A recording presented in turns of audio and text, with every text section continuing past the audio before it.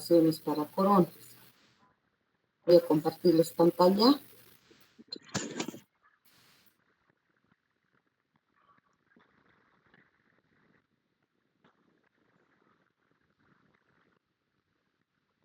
¿Están viendo mi pantalla, chicos? ¿Me escuchan bien? Sí, doctora. Ya, muy bien.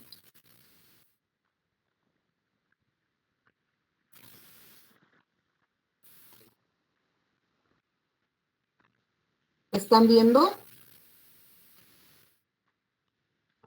Sí, doctorita, se ve. Muy bien. Entonces, nuestro último tema es un tema bastante corto y vamos a hablar sobre el diseño de las preparaciones de las coronas. ¿Ya? Entonces, para comprender de qué se trata este tema, lo primero que vamos a ver es el concepto de lo que quiere decir diseño. Y diseño significa idear, confeccionar, determinar la forma concreta de algo, ¿ya? Entonces, en nuestro caso, si hablamos de diseño de una corona, va a significar idear, confeccionar, determinar el tipo de corona a realizar y el material a usar, que dependerá de cada caso clínico que se nos presente, ¿verdad? Por ejemplo, como dice, diseño es idear. Una vez que tú concibes la idea, vas a confeccionar. Digamos un ejemplo que les voy a dar, por ejemplo, es que si fuéramos arquitectos, por ejemplo, y viene una persona y nos dice, quiero que me diseñe una casa. ¿Qué es lo primero que nosotros vamos a hacer para diseñar, digamos, esta casa? Es preguntar o recabar algunos elementos que son importantes para determinar cómo voy a idear, cómo va a ser esta mi casa, ¿no? Entonces le preguntaré a la persona, ¿cuántos hijos tiene? 2. Entonces un cuarto para cada hijo, un cuarto para los esposos, necesito hacer 3 cuartos, tiene que tener baño, tiene que tener living, tiene que tener cocina. Y si ustedes ven, en el anterior tema hablamos de planificación, ¿no? Y en la planificación está del costo.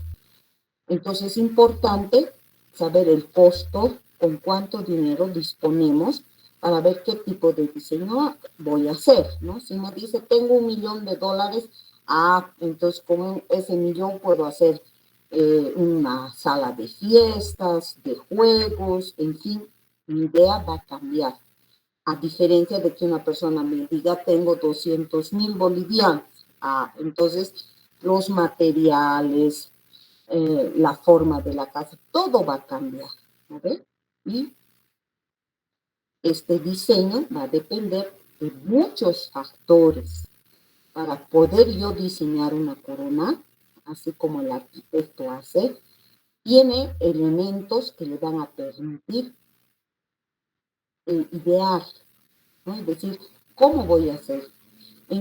¿Cómo está la pieza dentaria? ¿Qué condiciones tengo? Y de acuerdo a eso voy a realizar mi diseño. Entonces, nosotros cuando hacemos el diseño de una corona, estos nuestros elementos, los principios que guían las preparaciones de los factores de las coronas son 6, así como decir, una casa tiene que tener cocina, sí o sí, tiene que tener baño, tiene que tener living, tiene que tener dormitorio para poder yo hacer ese diseño.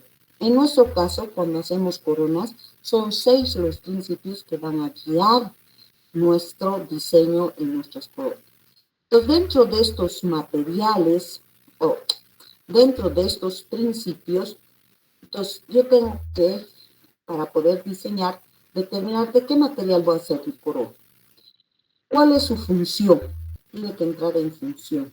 Tiene que tener estética. Tengo que revisar los dientes adyacentes. Luego ver los tejidos periodontales y finalmente la pulpa, ¿no? Entonces, tenemos 6 principios que nos guían para hacer nuestro diseño en nuestras preparaciones.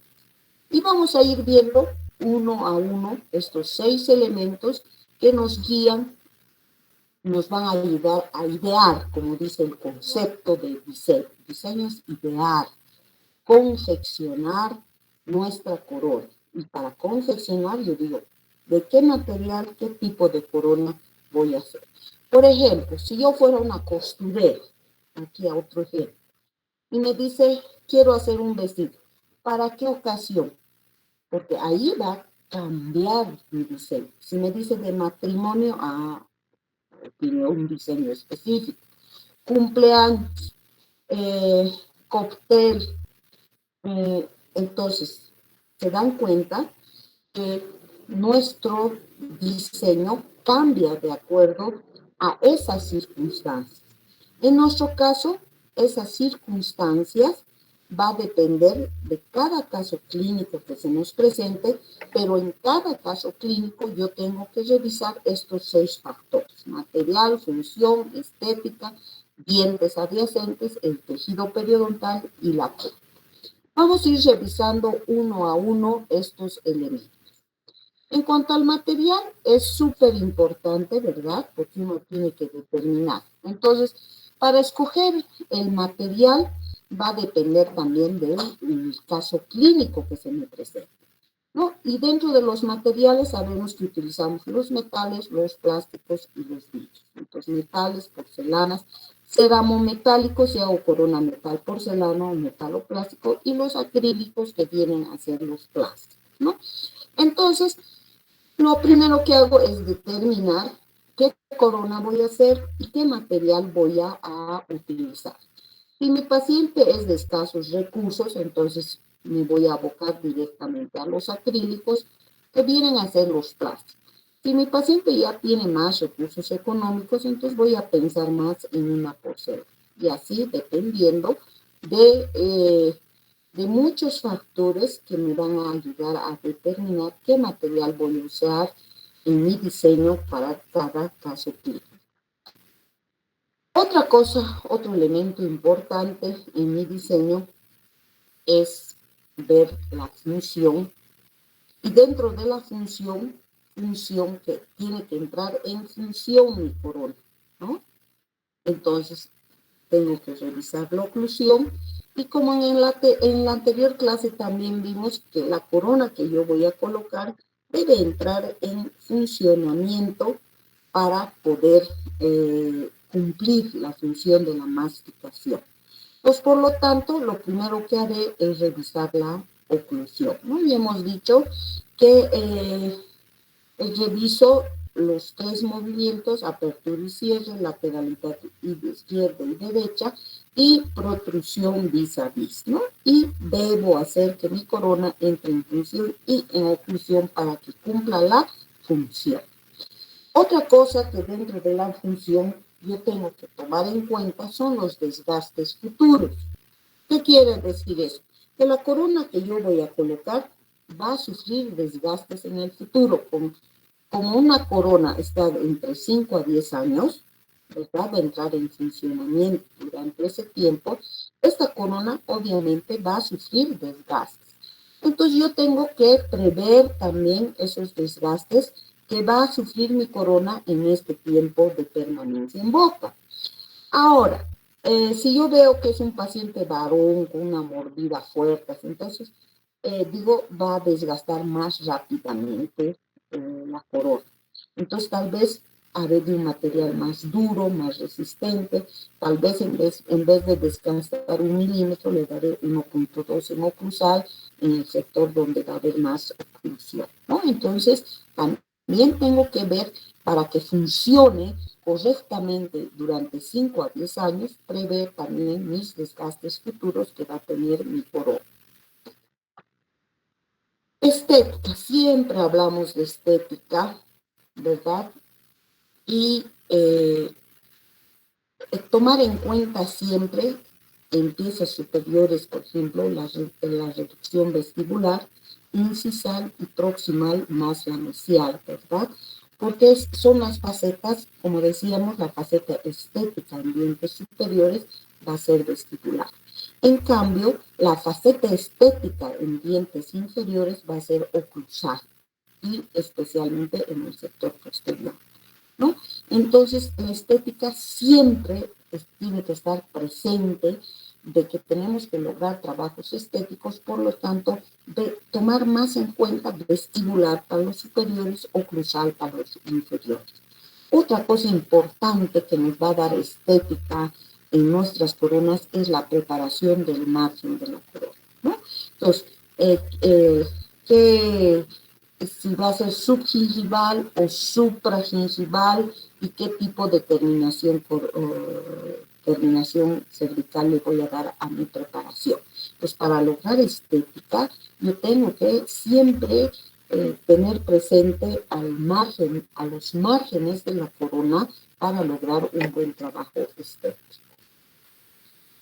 Hemos dicho que hay varios factores que nos van a dar estética. Y dentro de estos factores está el color, está el tamaño, la forma, la posición, la textura de la pieza dental, ¿no?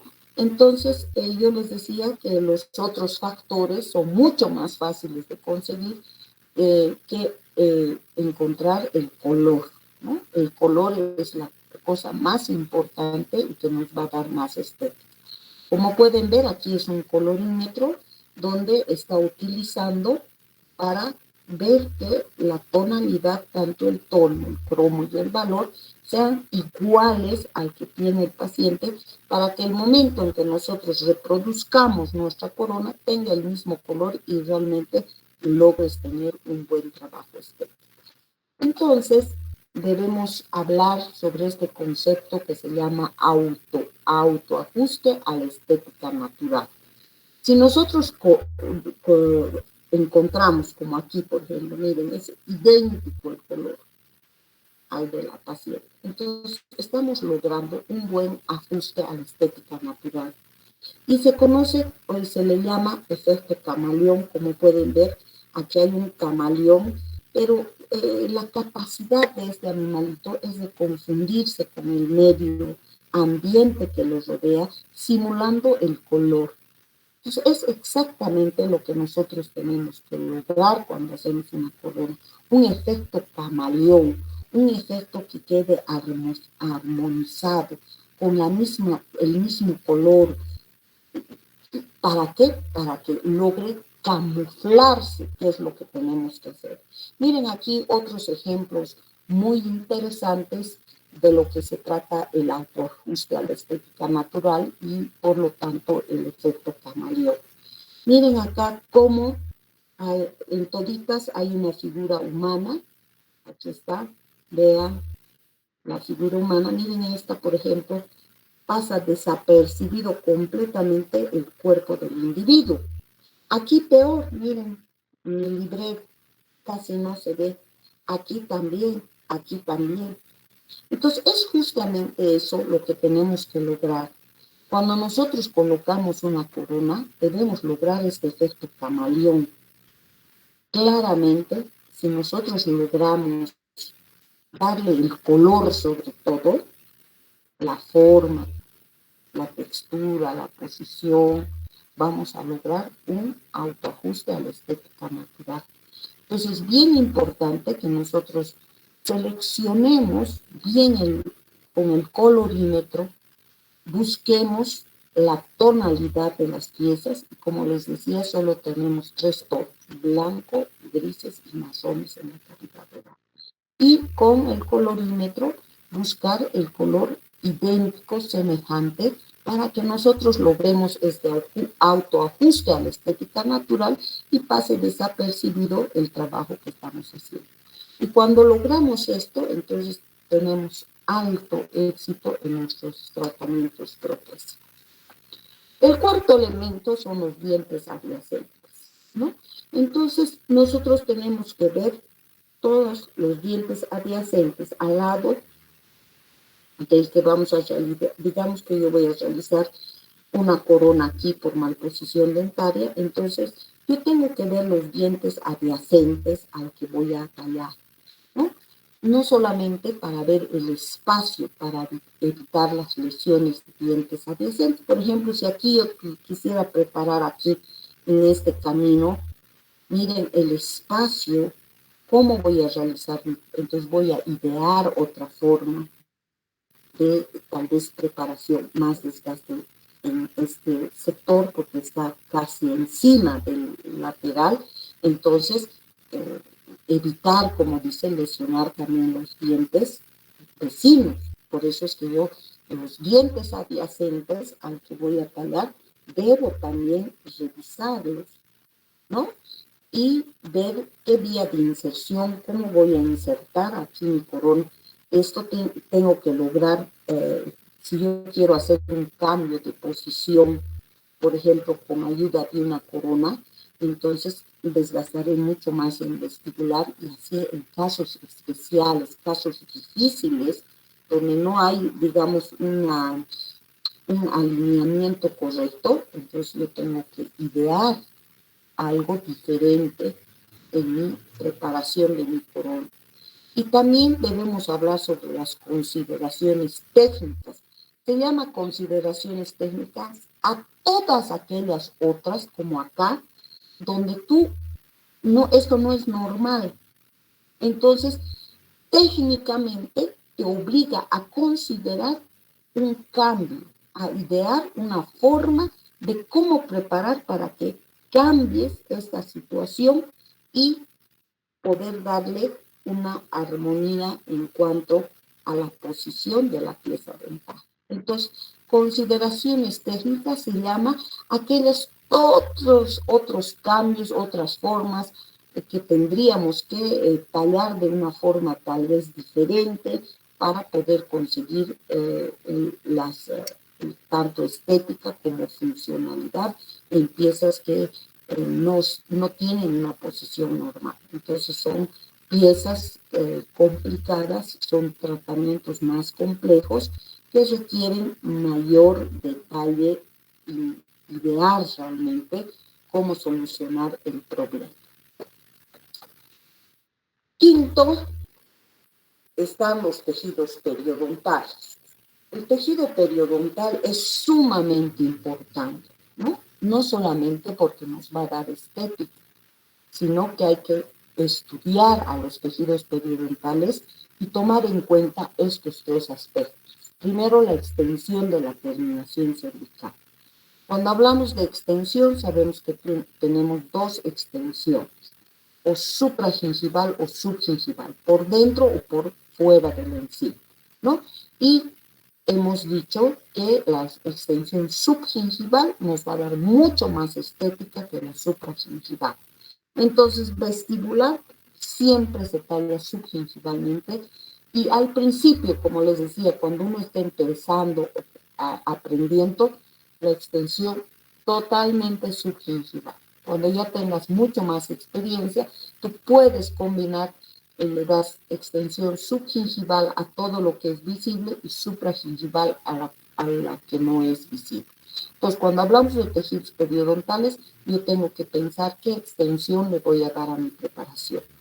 Otra cosa, qué tipo o forma de margen gingival va a tener, ¿no? Y eso va a depender del material que utilice. Si hago porcelana, hombro.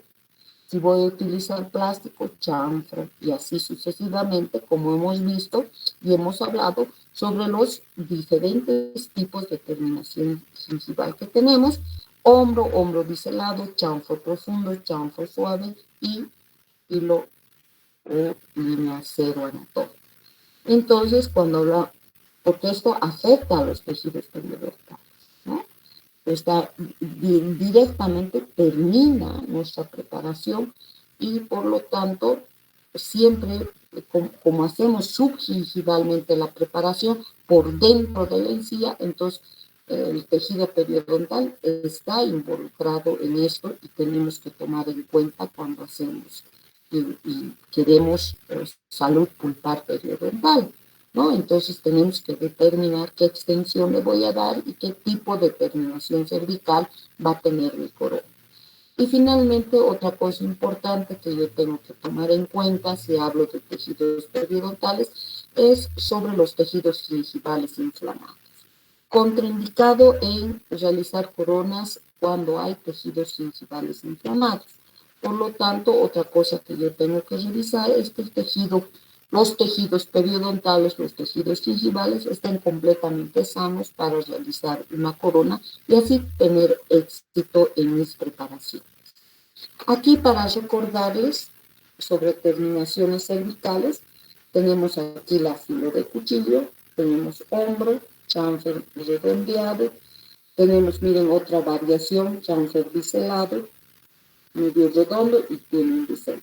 Hombro inclinado, hombro biselado. Entonces hemos dicho que consideramos solo 5 tipos y de los 5 tipos hay variantes, ¿no? Como este chanfer biselado. Pero nosotros aboquémonos a lo más práctico, que son los 5 tipos de terminación cervical, y de ahí que otros odontólogos, otros investigadores sacan otros tipos de terminaciones cervicales, hombro inclinado, por ejemplo, porque todos van haciendo experiencias y experimentos para ver y así llegamos a algo definitivo, ¿no? Pero si nosotros nos abocamos a los 5 tipos de terminación cervical, con eso suficiente, ¿no? Ya tal vez después ustedes puedan usar estas y ver su propia experiencia al respecto.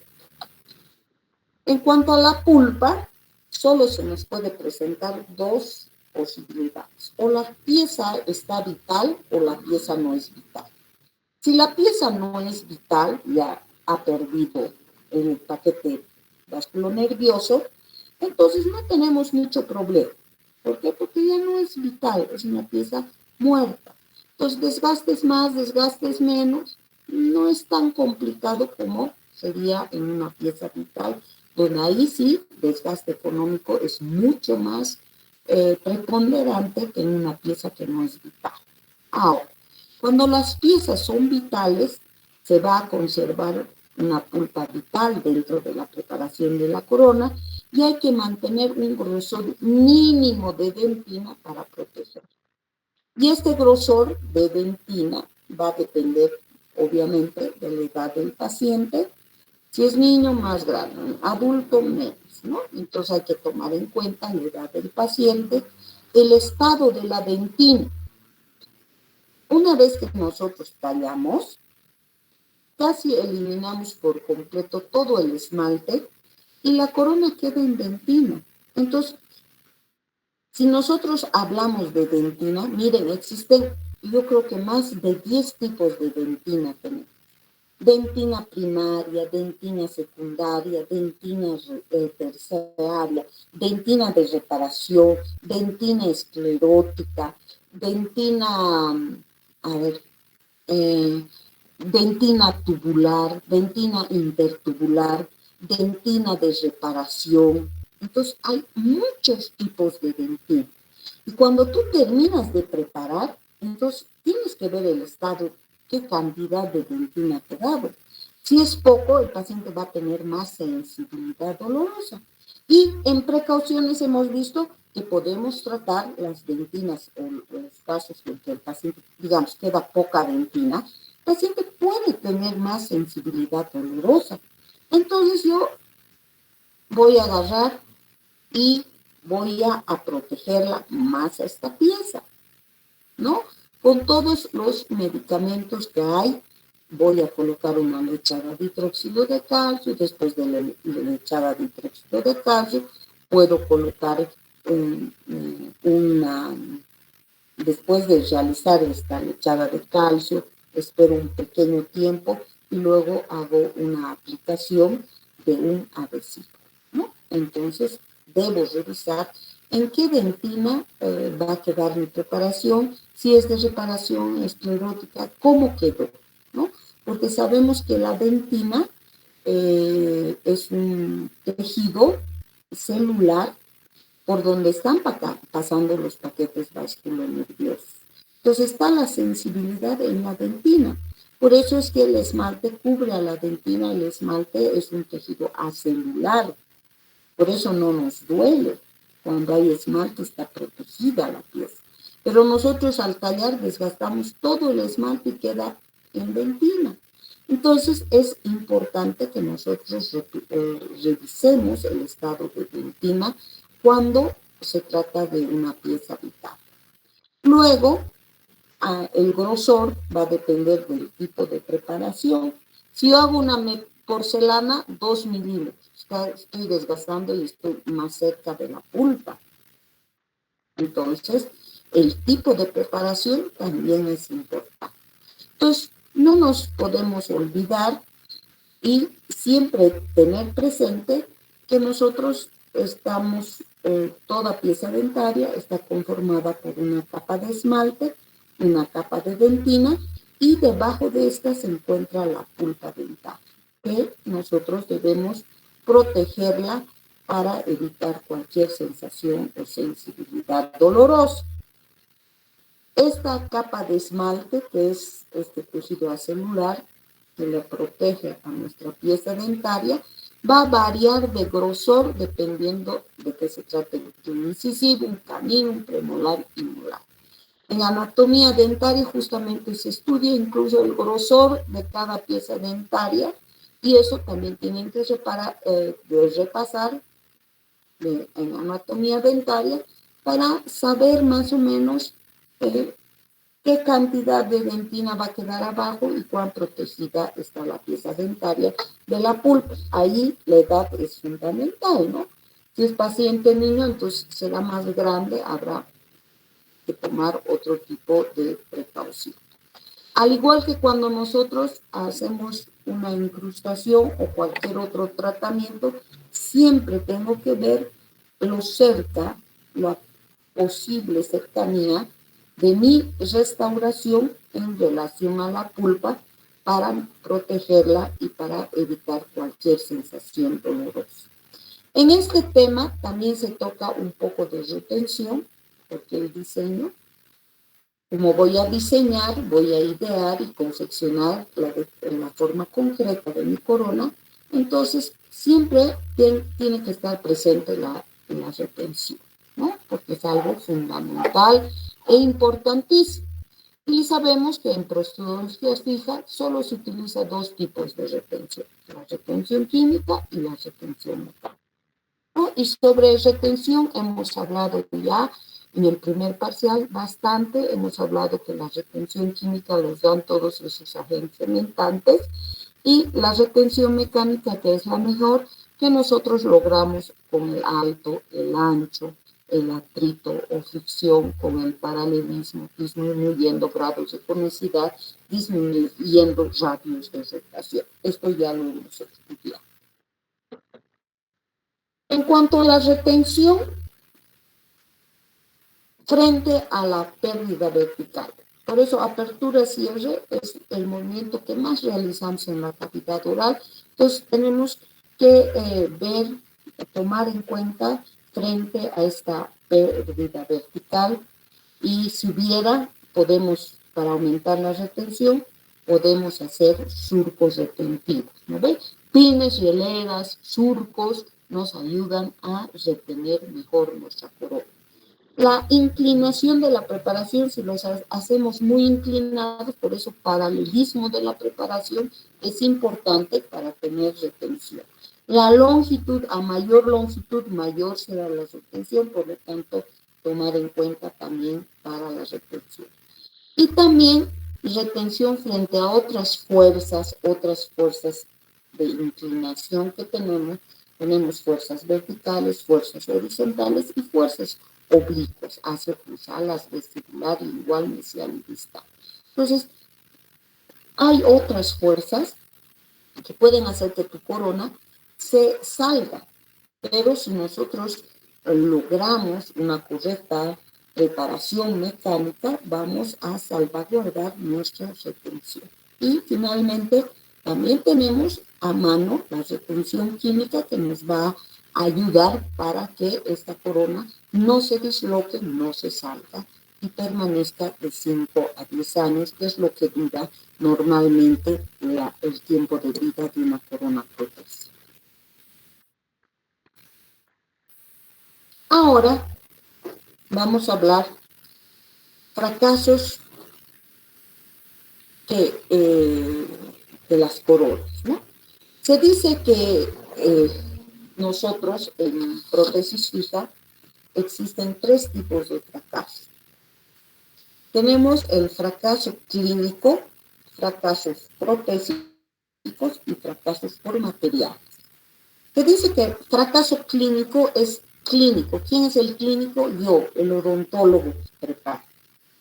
Y miren, imagínense que en la literatura dice que los fracasos clínicos corresponden, el 80% fracasamos a causa del odontólogo.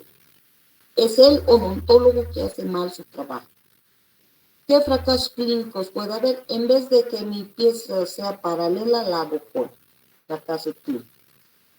En vez de que mi pieza sea larga, es pequeñita, fracaso clínico. Si yo mi terminación cervical invado más, fracaso clínico, porque depende del odontólogo. Entonces tenemos tres tipos de fracaso. Fracaso clínico, 80% le corresponde al protesista, al odontólogo. Los fracasos protésicos, apenas del 20 al 18% son causa del protesista. Que hizo mal la corona, que la hizo muy delgada, que burbujas, a veces lo perforan los protesistas y lo parchan y no notamos, no nos damos cuenta y ya nos pueden llevar al fracaso. Pero apenas le corresponden de 18 al 20% fracasos de protesista. Y hay el tercer tipo de fracaso que puede ser a causa de fracasos por materiales odontológicos, que apenas le corresponden el 2% a los fracasos por causa de materiales. Las casas dentales vienen, por decir, no han vendido, no borran la fecha de vencimiento, los materiales caducos y nos venden y nosotros estamos utilizando esos materiales. O nosotros manipulamos mal los materiales, en vez de que sea proporción 1:1, 2:1, a ojo de buen cubero, estás haciendo un mal manejo de los materiales. Entonces, el fracaso, apenas 2% le corresponde por materiales. Entonces, esos tres tipos de fracasos podemos tener nosotros cuando realizamos coronas, ¿no? Eso es importante. Yo en el examen, por ejemplo, puedo poner, así como les he dicho, ¿no? Presencia de nódulos en la corona. ¿Qué tipo de fracaso corresponde? O preparaciones sin biselado de ángulos. ¿A quién corresponde? Materiales vencidos. Y ustedes tendrán que poner este corresponde a protésico, este corresponde a material o este es clínico, ¿no? Entonces, cuando nosotros cuando un tratamiento fracasa, una corona, o viene ya un paciente con un trabajo que fracasó, lo primero que tenemos que hacer es determinar por qué causa falló, qué es lo que le hizo fracasar. Y tú empiezas y dices, solo hay tres tipos. Fracasó porque el protesista o el odontólogo hizo mal el trabajo, el protesista fue el culpable o los materiales fueron culpables. Nunca puedes repetir tú un trabajo sin saber la causa por la cual fracasó ese trabajo. Si no descubres, vas a seguir en lo mismo. Porque si tú quieres revertir algo, tienes que encontrar la causa que ocasionó ese fracaso para tú solucionarlo o no volver a cometer el mismo error. Entonces, eso es bien importante, que cuando tú vas a realizar vas a hacer un recambio de corona dentaria, averigües la causa por la cual fracasó, para que tú no repitas lo mismo. Entonces es importantísimo que descubras la causa para solucionar el problema. Y por ejemplo, las más frecuentes, o lo más frecuente, o lo que a veces hay fracasos en coronas, se debe a fracturas o distorsiones de los tejidos dentales. En vez de tener un muñón robusto, tienes un muñón muy delgadito, es desgastado mucho tejido, entonces va a haber una fractura. Entonces es una causa frecuente de fracaso de coronas. Fracturas de las coronas jackets de porcelana son muy frecuentes, este tipo de fracturas, por lo cual fracasamos y generalmente se debe a que los ángulos internos de la corona no fueron redondeados.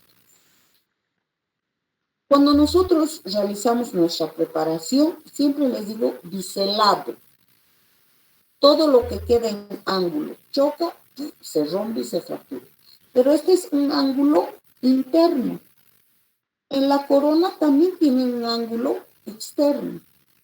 Ambos ángulos tienen que ser redondeados para que, como les digo, todo lo que queda en punta recibe un golpe, se fractura. Entonces, ángulo interno redondeado, yo he tallado, he biselado. Esto lo va a hacer el protecista, pero yo tengo que revisar, ¿no ve? Si yo veo que mi protecista me ha dejado un ángulo muy agudo, biselaré, ¿verdad? Entonces, si no lo biselo, causa aquí el protecista, que me hizo un ángulo muy agudo. Entonces, el fracaso aquí, en este caso, va a ser protésico y aquí va a ser limpio. O puede haber compartidos también, ¿no? Pero hay que descubrir, como aquí dice, coronas jackets de porcelana. Es frecuente que se fracture. Y generalmente se debe a que los ángulos internos no han sido redondeados, no se biseló. También puede haber distorsiones en el metal, los cuales nos van a ocasionar filtración. Si hay filtración va a haber alteración de color. Como hay un espacio, puede quedarse restos de alimentos, producirse placa bacteriana y por lo tanto instalarse caries dentales. Entonces vamos a fracasar. Entonces es importante revisar.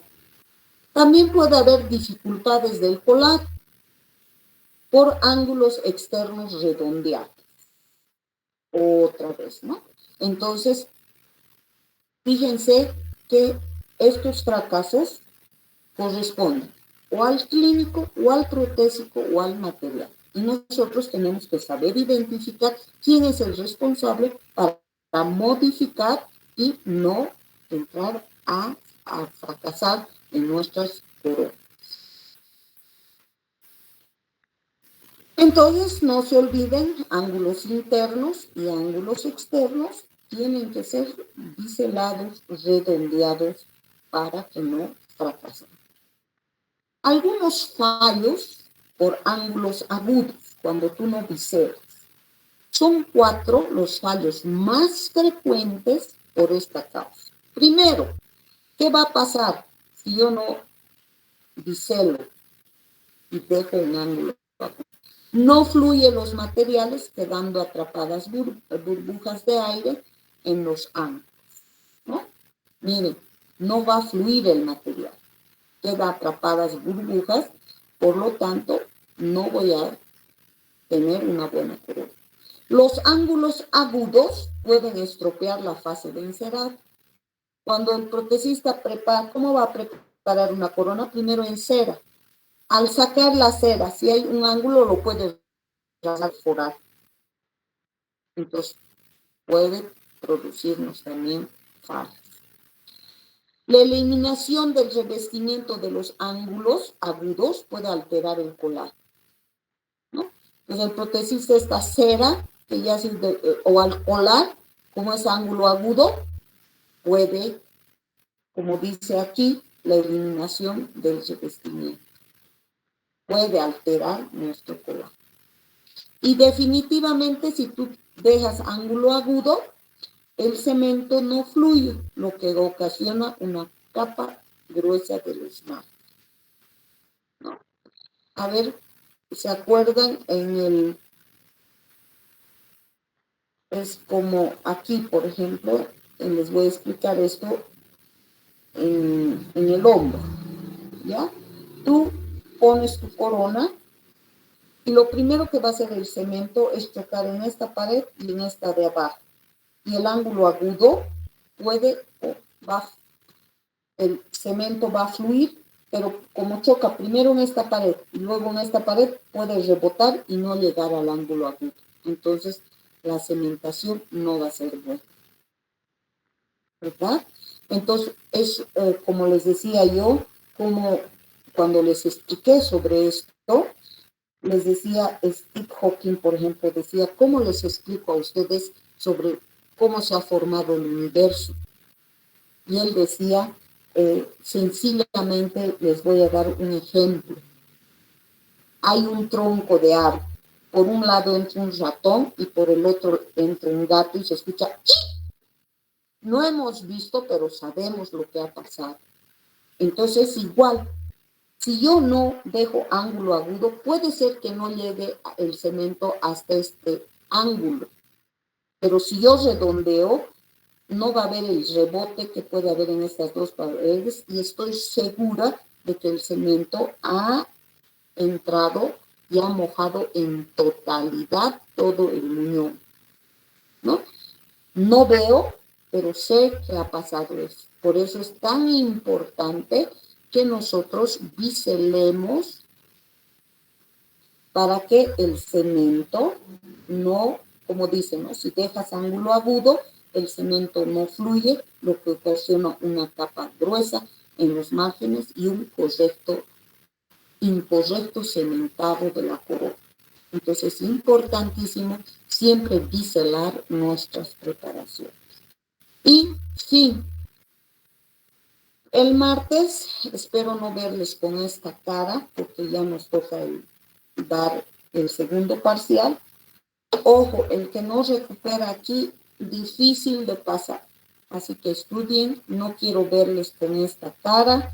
Y como quiero que a todos les vaya bien, miren, aquí está la oración del estudiante. Dice, Padre nuestro que estás en las clases, santificada sea la pereza, venga a nosotros las vacaciones, hágase el descanso de 3 horas, perdona a nuestros profesores como nosotros perdonamos al que inventó el estudio, no nos dejes caer en un examen, líbranos de perder el año, amén, ja, ja, ja, ja, ¿no? Entonces, han visto, es un tema corto, es un tema bonito, interesante, así como todos los temas que hemos tocado son bonitos. El segundo parcial son temas más fáciles, más comprensibles, que solo va a depender de que ustedes estudien y repasen bien. ¿Tienen alguna pregunta, alguna duda al respecto?